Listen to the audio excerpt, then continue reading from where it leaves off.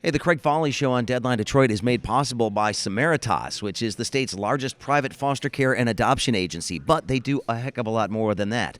They've been serving homeless families, persons with disabilities, abused and trafficked women. They're also one of the largest resettlement agencies in the state. They provide market rate and affordable housing for seniors and HUD housing for families. And they also have skilled nursing, memory care, and rehab communities in Grand Rapids, Cadillac, and Saginaw.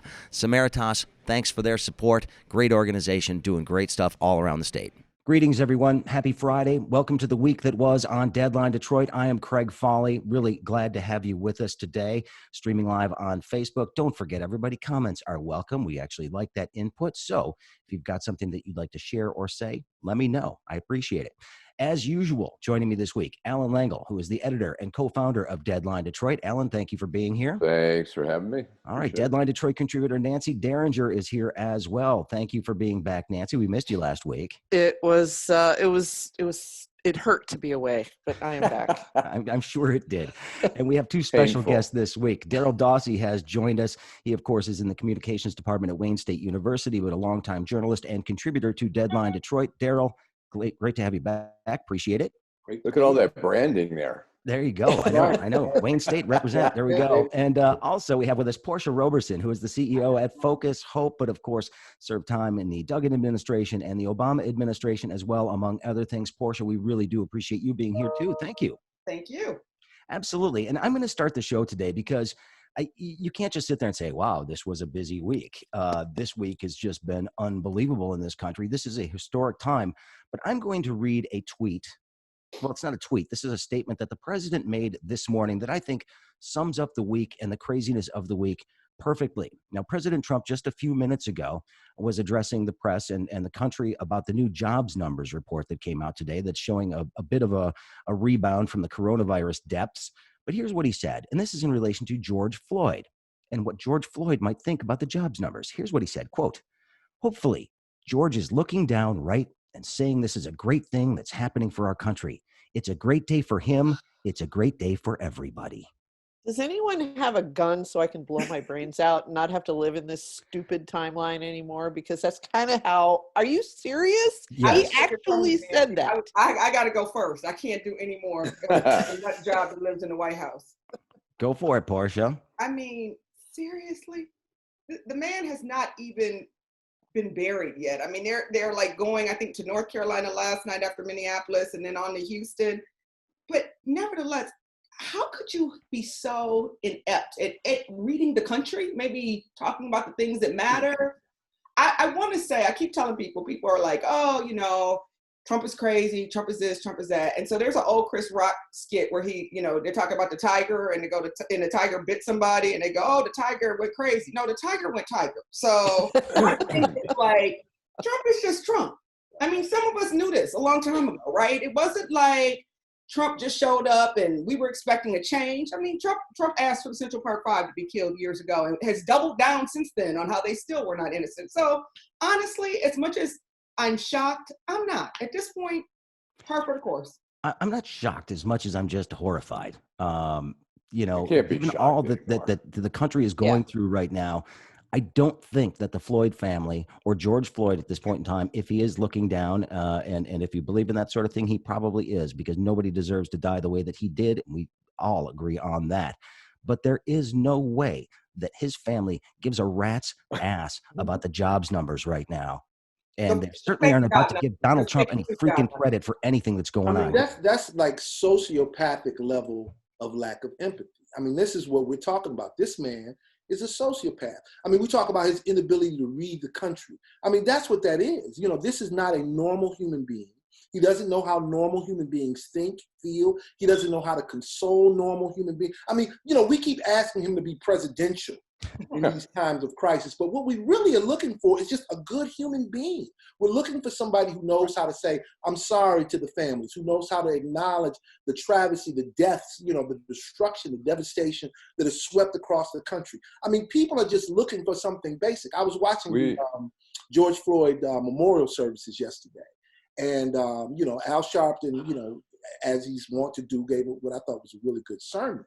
And, one of the things that he pointed out, he said, we're not going to allow people to use George Floyd as a prop. And this is exactly the kind of thing that he was talking about. To your point, what is this brother, he was out of work. I mean, what I'm saying? Right. What would he care about, Trump's policies, and the mentality that Trump has fomented in this country is what helped kill George Floyd. Let's be very clear. So, I'm at the point where I've reached Trump exhaustion. You know what I'm saying? I'm not even mad about, I'm just like, I know this is not HBO, so I won't cuss, but I'm just like, MF, let's just wait till we get to November. You know what I mean? After all of that, and I feel like I'm back in the hood. You talking. You know what? I'm gonna just meet you outside after school. I agree. Darrell, Fahle. it's funny. I mean, the expectations, it's like going to a hardware store and going there every day and saying, I'd like 2 scoops of ice cream. And they say, well, sorry, we don't serve that. But you come back again the next day and say, well, I'll have those 2 scoops of ice cream. And sorry, we don't serve that. And I mean, at some point, we cannot expect anything from this guy. And I think long ago, a lot of us have given up on the idea of him being presidential, of him showing some compassion, of him showing some understanding. I mean, we have to look elsewhere for that at this point. But I think the other thing that's so infuriating is that it's his persona, his criminality, his venality, his sociopathic behavior. It's like refracted through all of these lenses of all of these people in his administration. I mean, everybody around him is a piece of dirt. You know what I mean? I mean, it's like It's because that's all that's left, Darrell. Everybody else that had an influence, or were these people already corrupt when they got there? I mean, this is something that, this goes far beyond Donald Trump, to the point where I've told people, like, I'm not a Joe Biden fan. I'm gonna be honest. I voted for Bernie Sanders, but I'm going to vote for Joe Biden. And I'm telling people, I'm like, listen, I'm not voting for just the doddering old guy who talks about shooting black people in the leg rather than in the head. And if you don't, I'm voting for the Biden administration. Right. I'm voting for a whole new, approach, a whole new team, a whole new group of folks, a whole new attitude in Washington. And that's really what we want. Well, and then here's the thing. I mean, I've spent the last 3 years plus making a lot of fun of Donald Trump. I mean, this is basically what I do because every week there's something out there that you're just like, you shake your head. And as I tweeted out earlier this week, this whole week, every day you wake up and you just sort of shake your head to start the day. But it's turning dangerous now, right? The response to what we have been seeing in cities across the United States and across the world in response to the police abuse of African Americans is not something that you can just fence yourself off from. It's not something you can tear gas your way out of, shoot rubber bullets through to get a photo op in front of a freaking church. This is dangerous. Talking about, using the U.S. military against U.S. citizens. Now it's becoming very, very dark. And I'm very concerned about what's going to happen in these last 100-something days until this election, because we are seeing a man spiraling out of control and an administration that is spiraling out of control. I think the problem, though, the only pushback I would have on that, for a lot of us, it's been dangerous, and we knew it was going to be Trust dangerous. me, I'm with you. It's not any different now than it was then. It's just, I think for me, especially in the last 7 or 8 days, we've seen a lot more young people really get out there and say enough is enough, which has been really the only hope I have right now, is that there's so many people who have just said, and I think it's just because watching that was so horrifying. One of the things from the memorial service yesterday was the end, they had everybody stand up for 8 minutes and 40 seconds, which is the time the knee was on George Floyd's neck. And, to stand there in silence that long just was so impactful in terms of how long it took. But truthfully, Charlottesville, it was dangerous then. And he got right out there and said, these are fine people on both sides. And they were running cars into people and maiming people. I mean, it's interesting because this week people kind of celebrated Mattis, right? Because Mattis is like, he's a threat to the Constitution. And so, I'm on text chains, and one of the things I push back is, yeah, I'm glad he said it, but here's the deal. I want to know, where was your line in the sand? Because we knew he was a threat to the Constitution at his inauguration speech. He was saying things that he was going to do. He gave the darkest inauguration speech in the history of presidents. And so, really, I mean, this is, again, par for the course. This is what he does. This is who he is. That's I'm what, just going to sit here and nod, guys. I'm just going to sit here and nod because I really don't have anything to add to this other than it was nod. Hillary I'm just Clinton going to nod. who tells the story that after, right, she's sitting next to George Bush during the inauguration, and then when the speech, Trump's speech is done, Bush turns to her and says, "That was some weird shit." I remember that. George Bush is like WTF, okay? George Bush, like we might be in trouble. Right. I'm gonna add this. I mean, one of the many of the thousands, maybe millions of minor tragedies of the Trump administration so far is it has caused me to have to reevaluate my opinion of George W. Bush. I mean, he's still not up here, but he is gone. He's incrementally better than Nancy, than it it's used to be. nothing better than thinking, God, why can't we have George Bush back? I know. It's like when you were making George Bush I'm like, look like Teddy Roosevelt by comparison, it's like, oh my God. That's like Stephen Colbert, who said, "Boy, I never thought we'd be longing for 2019 again." Well, I want to get into this, though. I mean, obviously, the huge story this week has been the protests that have been taking place around the country. And some new polling data came out just this morning that showed that more than 70% of Americans now recognize that police abuse of African Americans is a real problem. This is not something that's made up, not isolated incidents. They're recognizing that this is a pattern and something that is sort of built into our DNA as a nation. And I'm not suggesting that solves problems or makes everything help, but to get the American population to that number, do you feel, Portia, as somebody who's worked in government, that this is an actual potential time that we might actually be able to address these things in a way that we haven't really tried before? Yeah, I do. Like I said, the only thing that's giving me hope right now is the diversity of the protest and the fact that they're happening not only all over the country, but all over the world. But like when I saw people protesting in Salt Lake City, Utah, I was like, oh, man.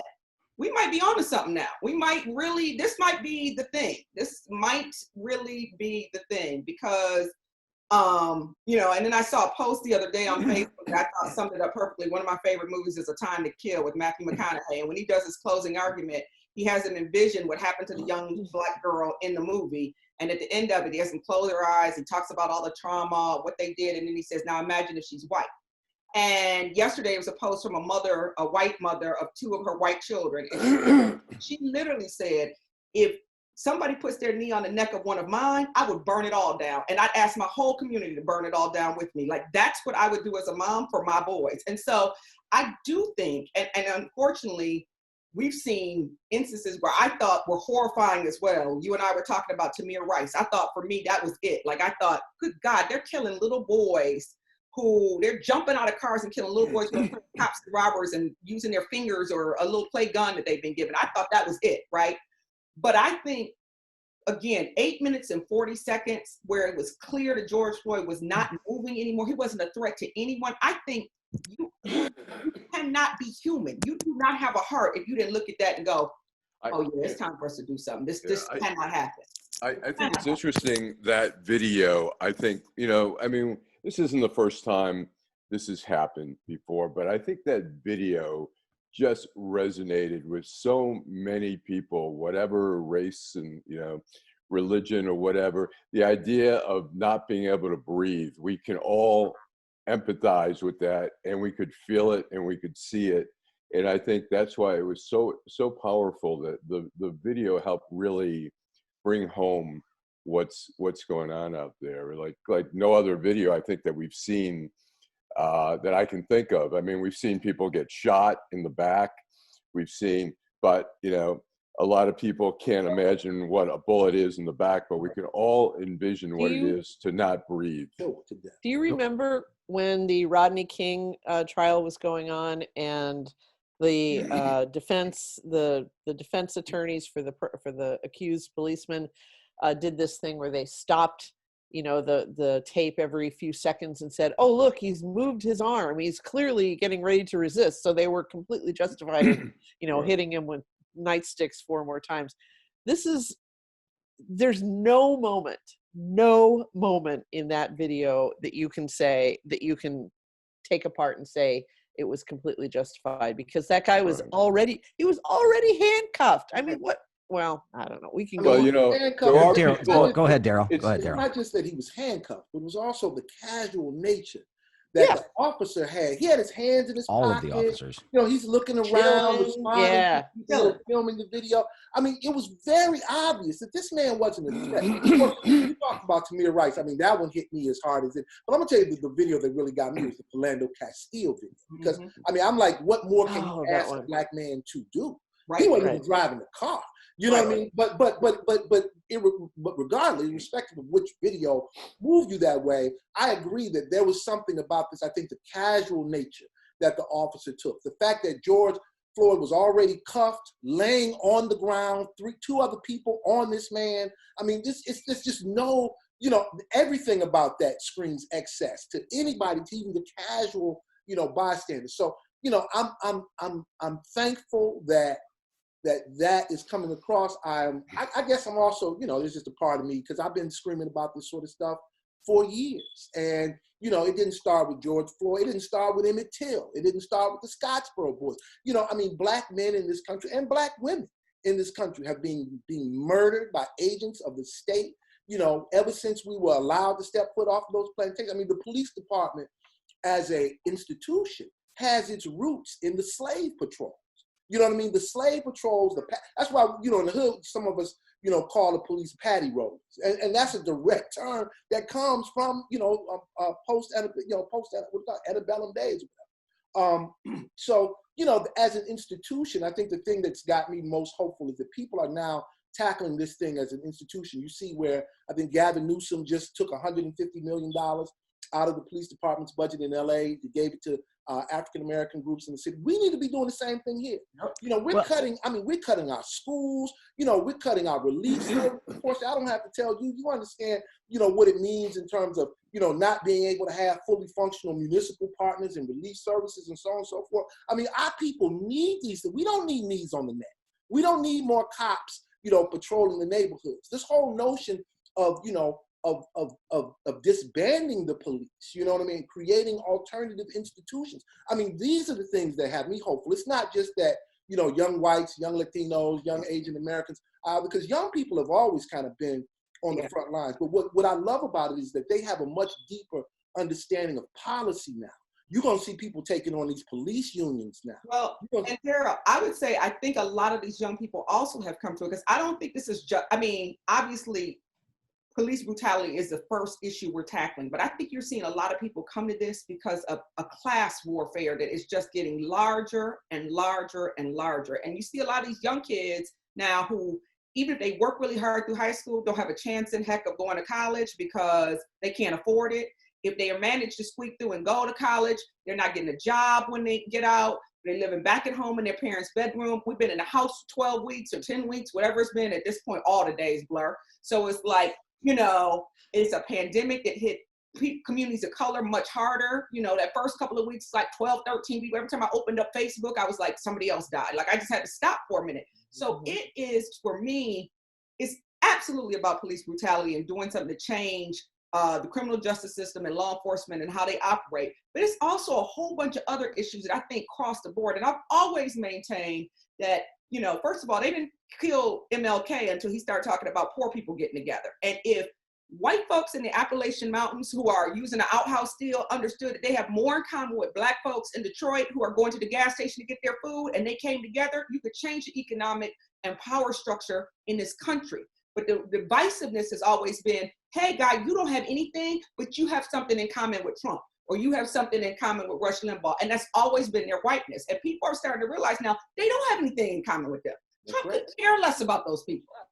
And when they realize that and start talking to black folks who also don't have anything, and I think that's what people are afraid of with these marches. It's not that they're bad because people are just marching. Because listen, yeah, there's some destruction of property, but there's always been violence and agitators and people who came into protest for the wrong reasons. We know that. That's been there. That's historical. And by the way, this country was built on violence, so don't give me any BS about violence, right? Like, you've been violent everywhere around the world. Anytime you want change, the United States goes there and we're violent, right? That's what we do. So don't be shocked that people reinforce violence as a way to make change. But people are afraid of these protests because for 7 days, people have been getting out there consistently. They've been saying, nope, we got to get together, we got to be together. And they know that if people start really talking to each other like, damn, I don't have anything and they don't have anything. Let's start talking about how we can both get something. Things might change. Well, I- okay, go ahead, Alan. Alan, then Darrell. I was going to say, I mean, it is so, I got actually a multitude of things. I mean, one of the things, it's ironic, and I'll get to sort of the systemic thing that's going on in our whole, in the communities, and everything from education to, to the prisons to, I mean, the prisons are, you talk about it's just criminal the way we process, particularly in the state, more so than even in the federal system, but where there's no education or whatever. But I was saying it's sort of interesting that we're seeing around the country, we're seeing police brutality during these protests. We're seeing, even in Detroit, where they've really tried to put on a happy face, and they've done a good job to some degree, but they've indiscriminately shot tear gas into the crowd, which I get is a method of dispersing. They're also shooting rubber bullets at people, which can actually kill people. Yeah. And they're indiscriminately shooting people, including media. And that's police brutality. And there's sort of irony there. They're putting down the knee, but there's still, we have video of where people are being thrown down to the ground because they're not moving fast enough. They're being punched by police. They're being hit with batons. And I think there's something that's not right that's going on here. We're having all these great police brutality things where the police are coming out and putting down a knee and embracing the protester. And at the same time, there's some of the guys who are, I mean, they need to charge people. They need to really show that they're serious about police brutality. I'm convinced that a lot of this taking a knee with the protesters thing is like when your abusive husband comes home with a little bouquet of flowers for you. Right. You know what I mean? I mean, I'm not saying all of them are that insincere, but some of these is like, oh, come on.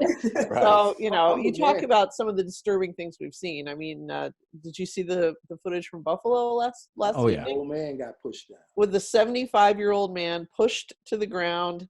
He's old. He can't get his feet under him, and he's bleeding from the ear. One of the cops tried to help him, and the other cops pushed him out of the way. Old white men now. Yeah, exactly. This is where we are. Old white men. Old white men. Second class in The America. power structure. You know what I'm saying? Alan, you better watch out, man.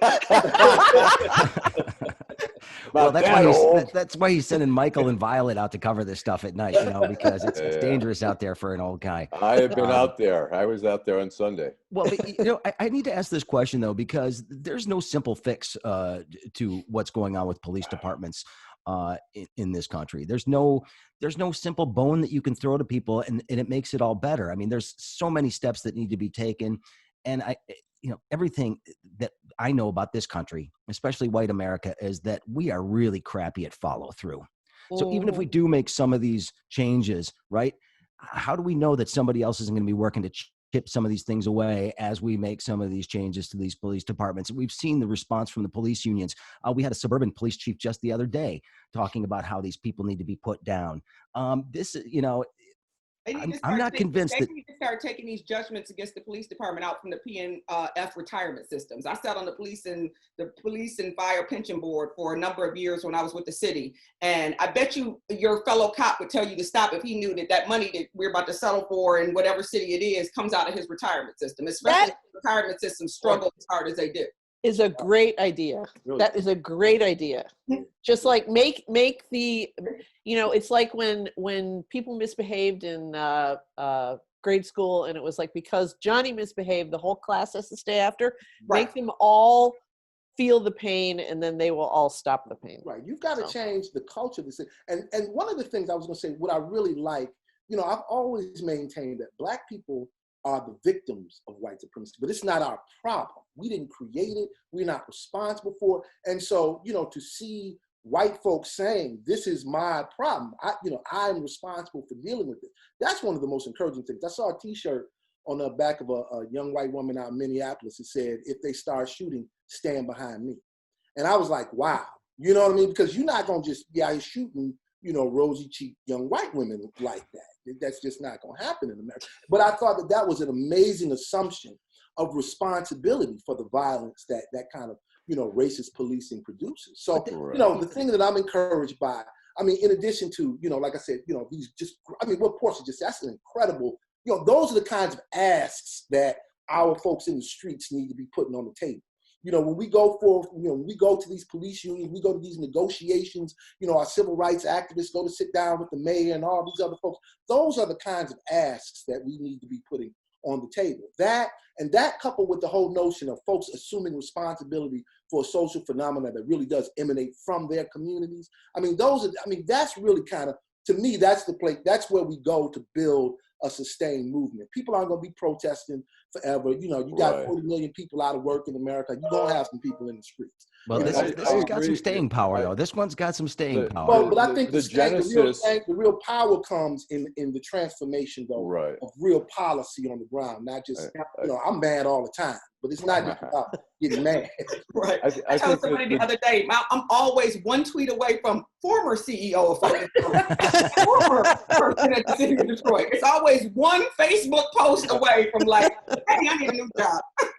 I was going to say, I agree with Darrell, and in terms of the genesis of movement starts in the streets and then moves to the next level. And we can't just keep moving forward, every day, protest without taking it to the next level and having an ask and having, it move forward and having it have meaning. I was going to say, here's a little news flash. DC Mayor Muriel Bowser renamed the street in front of the White House Black Lives Matter on Friday and emblazoned the slogan in massive yellow letters on the road, a pointed salvo in her escalating dispute with President Trump. So this is Pennsylvania Avenue, so it's now 1600 Black Lives Matter Avenue. another, I mean, and that's outstanding. Imagine another president having this happen. I mean, it's just, this is the wages of being the jackass that Donald Trump has been from day one. But I think it's hilarious. Trump doesn't understand you can have authority and not have legitimacy. You know what I mean? He's not seeing, people, that's the issue with the police in our communities. I mean, they've got the authority, but a lot of them don't have the legitimacy. I've seen police chiefs come and go here, try to put down policies here. The ones who can actually, walk out to where I'm from, stand their bus on the corner of Mack and Chalmers, or go out 7 Mile and Grass and be cool. And the ones who, are going to have to show up with a whole phalanx of security to make sure that they can walk through, because those folks don't have the legitimacy. Coleman Young, that man had legitimacy up the wazoo. Coleman Young would walk anywhere. He did red room parties. When I was a kid, I would hear about Coleman Young coming through stuff in the hood. You know what I mean? So it's like, Mike Duggan, maybe not. But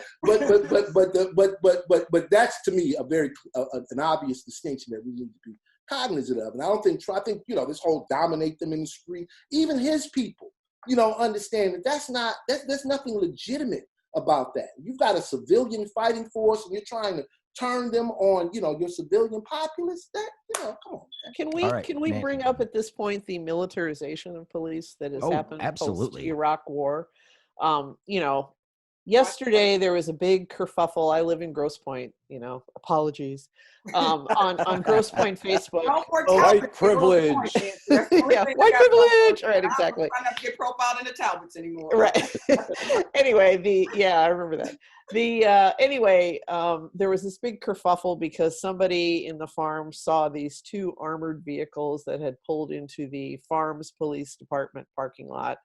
And there was a demonstration in Grosse Pointe set for like 5 o'clock. And this was like an hour or 2 ahead of time. The city manager explained these were just there for, just in case, in case the Patriots turned up at the march or something happened, they needed like, an armored vehicle. But I mean, why does a department like Grosse Pointe, where, the only homicide, I mean, we just don't have that much violent crime. Why do they need an armored vehicle? Well, the answer is because it was free. And somebody just filled out the form and said, send one to us. And so now we have this ridiculous armored vehicle. I don't know what it costs. They probably have to insure it.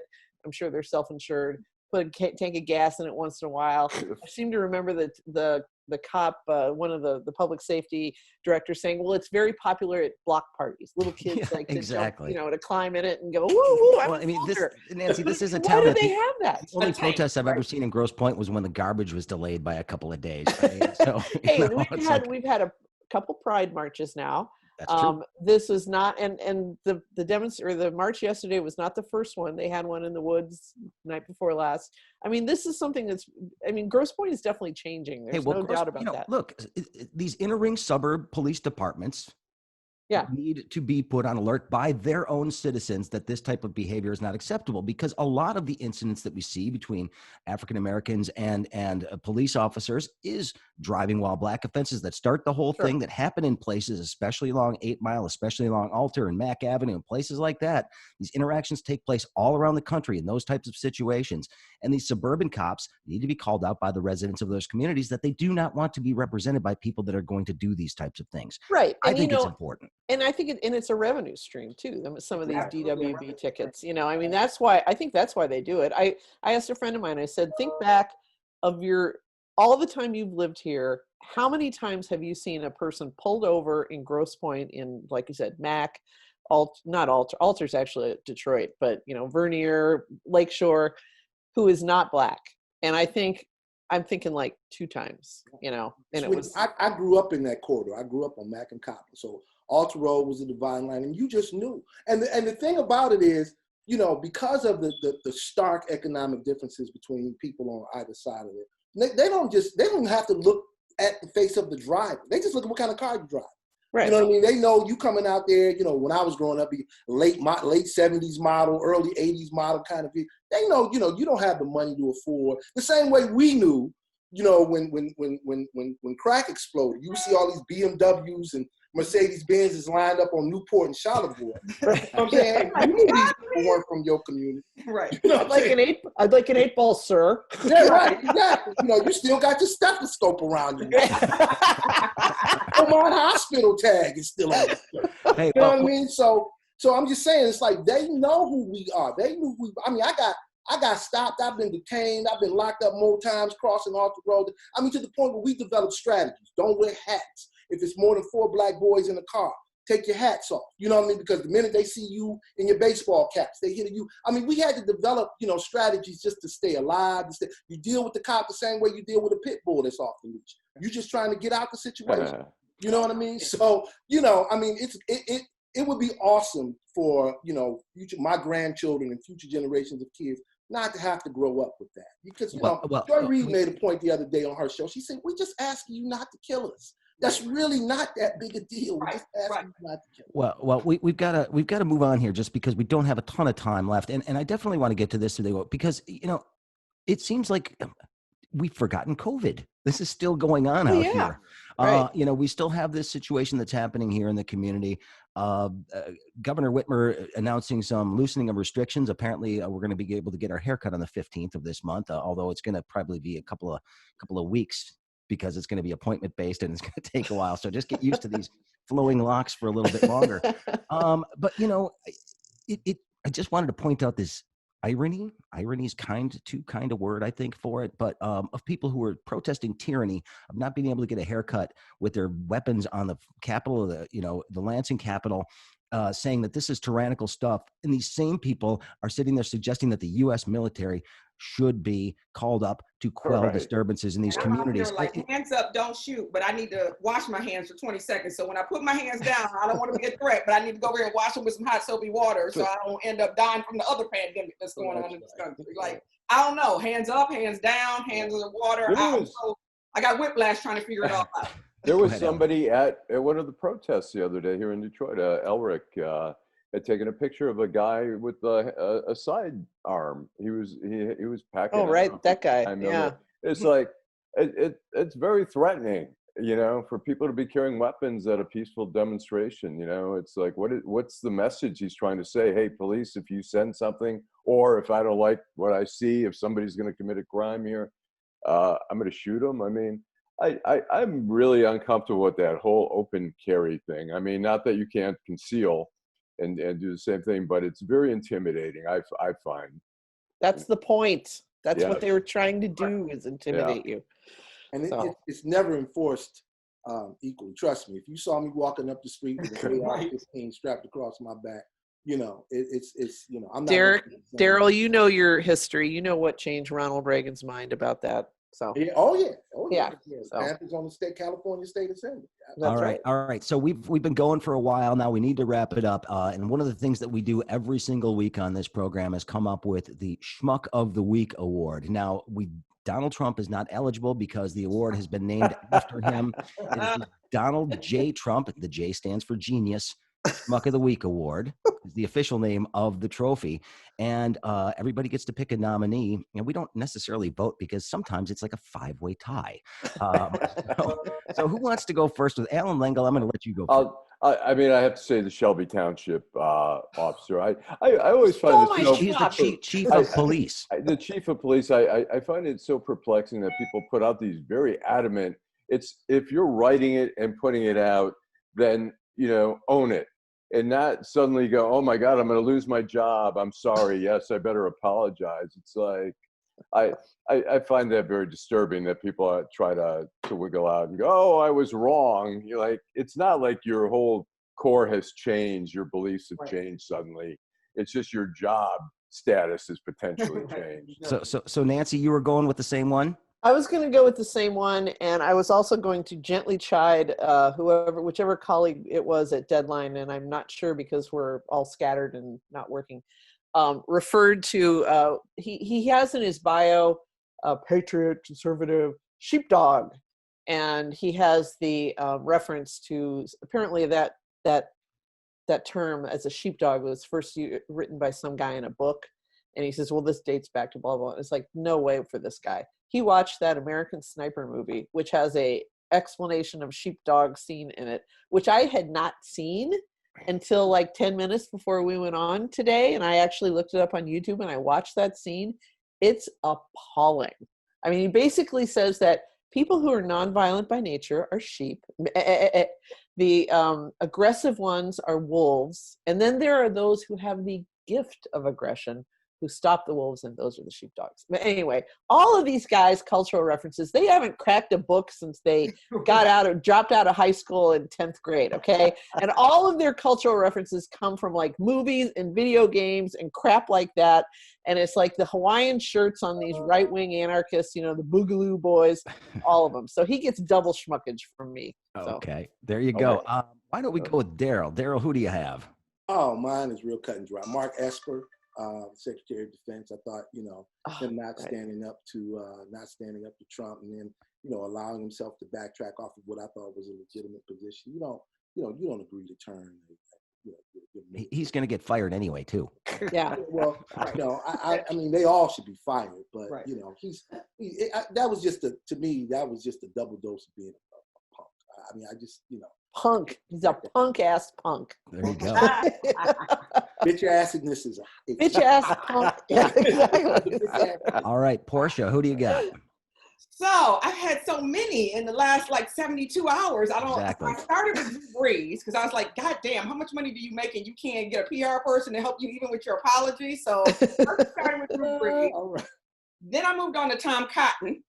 Oh, I thought I'd go out on a limb with all you media people, because I'm a lawyer, and say the freaking New York Times might get my schmuck for printing Tom Cotton's opinion piece yesterday. That's some bullshit. Like, how many times are you going to let people come into your paper with these conservative, crazy, ridiculous viewpoints about marching in and taking over and, attacking American people? And again, because I'm always one tweet away, I have to remind people about Kent State, because like Nancy said, people don't even read a book. People in Kent State didn't look like me. They look like y'all. So y'all better be a little bit more careful when you ask the U.S. military to come in on U.S. citizens. So, I would agree. All right. So my nominee this week, I had a couple of them. One honorable mention to Steve King of Iowa, who got his butt handed to him in his election in Iowa. Unfortunately, another Trump actually won that primary. But at the same time, good riddance. Don't let the door hit you where the good Lord split you. Get out, Steve King. Your day is over. And, go back to that little sort of hidey hole racist crap town that you live in and enjoy the rest of your life, I guess. But my schmuck of the week is, of course, I think he's a 4-time nominee, and that would be Rand Paul, for being the lone vote holding up the vote on the anti-lynching bill.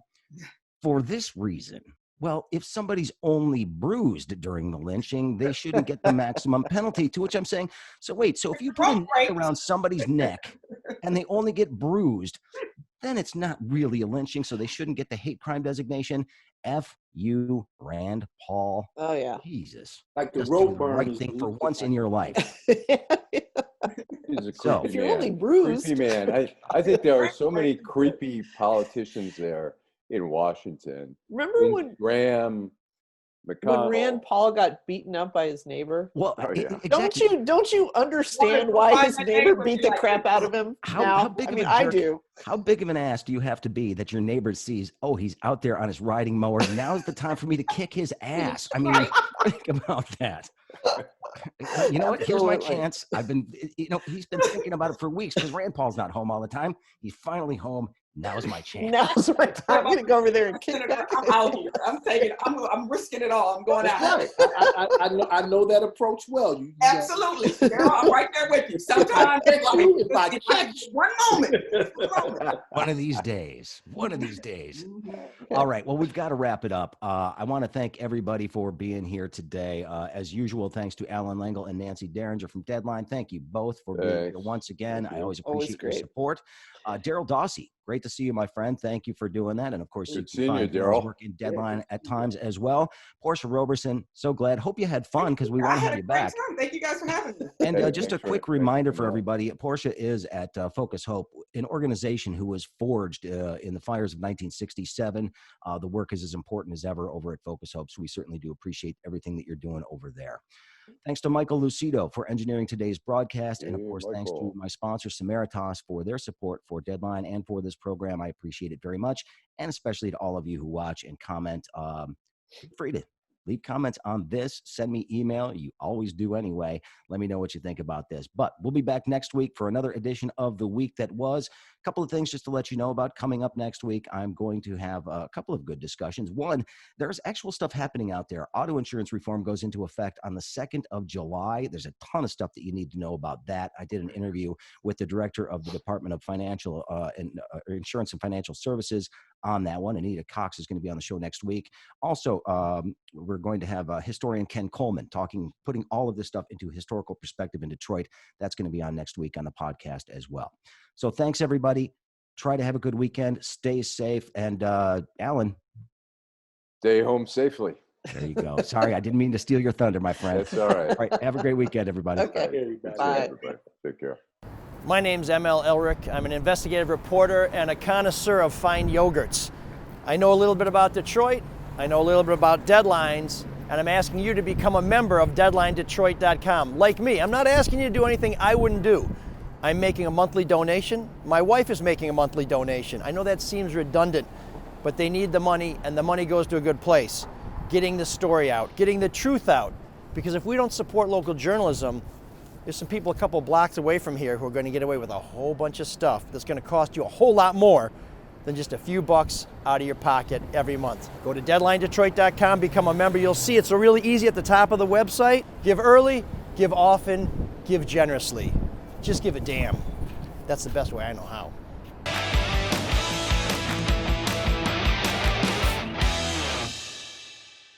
Hey, the Craig Fahle Show on Deadline Detroit is made possible by Samaritas, which is the state's largest private foster care and adoption agency. But they do a heck of a lot more than that. They've been serving homeless families, persons with disabilities, abused and trafficked women. They're also one of the largest resettlement agencies in the state. They provide market rate and affordable housing for seniors and HUD housing for families. And they also have skilled nursing, memory care, and rehab communities in Grand Rapids, Cadillac, and Saginaw. Samaritas, thanks for their support. Great organization doing great stuff all around the state.